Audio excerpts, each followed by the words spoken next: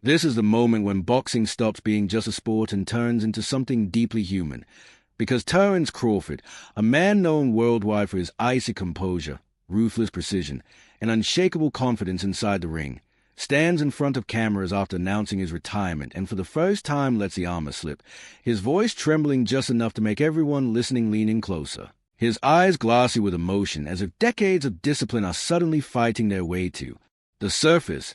And in those first words you can feel the weight of every early morning run in the freezing dark, every sparring session that ended with bruised ribs and split lips, every lonely hotel room before a fight where doubt crept in even when the world believed he was unbeatable. Because Crawford isn't talking like a champion tallying accomplishments anymore. He's talking like a man who gave everything he had to a craft that demanded more than most people will ever understand. Explaining that fans see the belts, the knockouts, the undefeated record, the highlight reels played over and over again on social media, but they never see the nights when his body ached so badly he couldn't sleep, the moments when his hands were swollen and cracked yet he still had to wrap them again and step back into the gym, the sacrifices made far from the spotlight where family moments were missed, birthdays passed by, and relationships strained because greatness doesn't come without a cost. And as he speaks, you can almost hear the internal battle between pride and grief. Pride in knowing he mastered his era and proved himself against the best, and grief in realizing that the thing that gave his life structure, purpose, and identity for so long is now officially behind him.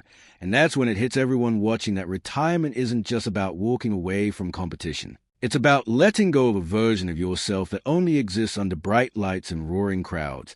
A version forged through fear, pain, and relentless will. And when Crawford pauses for just a second, swallowing hard as if he's holding back tears, it becomes clear that this isn't weakness at all, it's honesty, the kind that rarely surfaces in a sport built on toughness and intimidation, because champions are taught to never show cracks, to never let opponents or fans see uncertainty. Yet here he is, raw and unfiltered, admitting that the journey took everything from him, but also gave him everything he could ever dream of.